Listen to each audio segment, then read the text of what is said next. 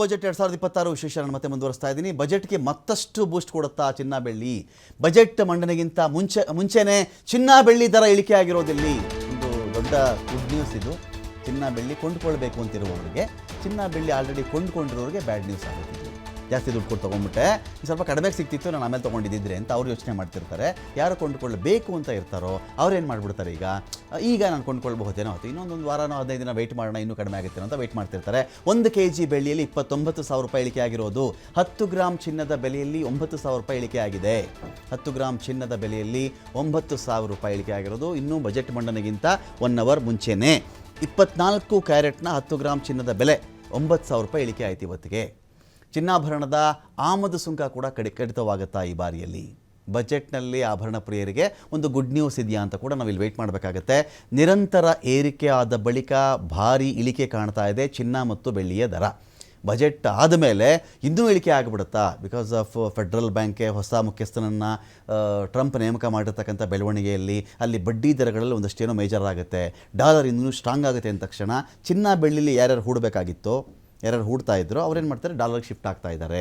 ಯಾಕೆಂದರೆ ಡಾಲರ್ ಯಾವಾಗಲೂ ಸ್ಟೇಬಲ್ ಇಲ್ಲದೆ ಇದ್ದಾಗ ನನಗೆ ಗೋಲ್ಡ್ ಸ್ಟೇಬಲ್ಲು, ಗೋಲ್ಡ್ ಎಲ್ಲ ಕಾಲದಲ್ಲೂ ನಂಬಬಹುದು ಅಂತ ಈ ಕಡೆಗೆ ಬರ್ತಾ ಇದ್ರು. ಒಬ್ಬ ಹೊಸ ಫೆಡ್ರಲ್ ಬ್ಯಾಂಕ್ ಒಬ್ಬರು ಹೊಸ ಮುಖ್ಯಸ್ಥ ನೇಮಕ ಮಾಡ್ತಾ ಇದ್ದೀನಿ ಅಂದ ತಕ್ಷಣ ಡಾಲರ್ನ ಸ್ಟ್ರಾಂಗ್ ಮಾಡ್ತಾರೆ, ಅವರು ಹೂಡಿಕೆಯನ್ನು ಸ್ಟ್ರಾಂಗ್ ಮಾಡಿಬಿಡ್ತಾರೆ, ಡಾಲರ್ಗೆ ಇನ್ನೂ ವ್ಯಾಲ್ಯೂ ತಂದು ಕೊಡ್ತಾರೆ ಅಂತ ಬಂದಾಗ ಅದು ಕಡೆ ಹೋಗ್ತಾ ಇದ್ದಾರೆ. ಹಾಗಾಗಿ ಬಂಗಾರ ಮತ್ತು ಬೆಳ್ಳಿಯ ಬೆಲೆಯಲ್ಲಿ ದೊಡ್ಡ ಮಟ್ಟದಲ್ಲಿ ಒಂದು ಇಳಿಕೆ ಆಗ್ತಿದೆ ಅಂತ ಕೂಡ ಒಂದು ಸುದ್ದಿ ಇಲ್ಲಿ ಇದೀಗ ಬರ್ತಾ ಇದೆ.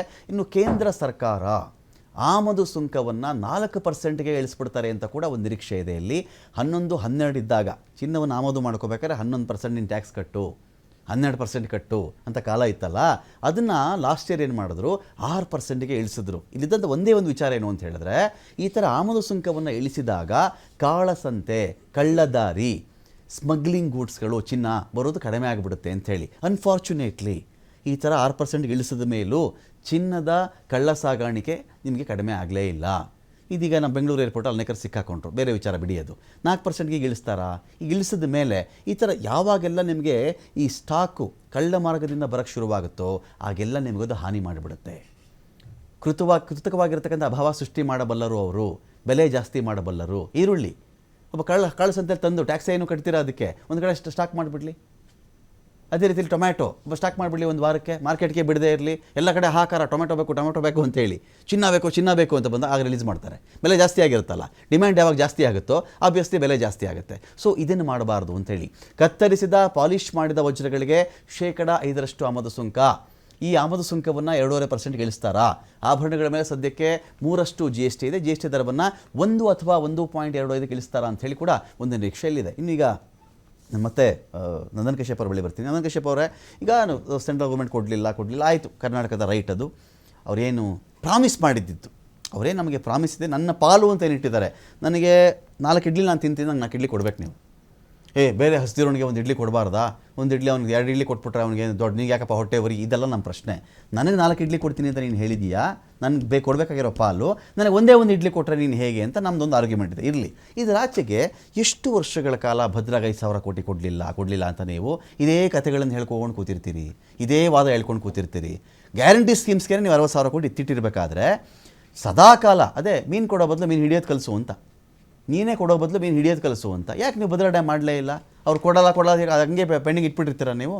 ನೋಡಿ, ಒಂದು ಒಳ್ಳೆ ಪ್ರಶ್ನೆ ಎತ್ತಿದ್ದೀರಾ ರಮಾಕಾಂತ್ ಅವರೇ. 2024 ಜುಲೈ 25ನೇ ತಾರೀಕು ನಮ್ಮ ರಾಜ್ಯದ ಮಾಜಿ ಬೃಹತ್ ಇರಿಗೇಷನ್ ಮಿನಿಸ್ಟ್ರು ಹಾಗೂ ಬೊಮ್ಮಾಯಿ ಅವರು ಜಲಶಕ್ತಿ ಮಿನಿಸ್ಟ್ರು CR ಪಾಟೀಲ್ನ ಮೀಟ್ ಮಾಡಿಬಿಟ್ಟು ಭದ್ರಾ ಮೇಲ್ದಂಡೆ ಯೋಜನೆ, ಅಪ್ಪರ್ ಭದ್ರಾ ಮೇಲ್ದಂಡೆ ಯೋಜನೆಯನ್ನು ನ್ಯಾಷನಲ್ ಪ್ರಾಜೆಕ್ಟ್ ಆಗಿ ಘೋಷಣೆ ಮಾಡಿ 5,500 ಕೋಟಿ ರಿಲೀಸ್ ಮಾಡಿ ಅಂತ ಅವರದೇ ಪಕ್ಷದ ಸಂಸದರು, ಅವರದೇ ಪಕ್ಷದ ಮಾಜಿ ಇರಿಗೇಷನ್ ಮಿನಿಸ್ಟ್ರು ರಿಕ್ವೆಸ್ಟ್ ಮಾಡಿದ್ದಾರೆ.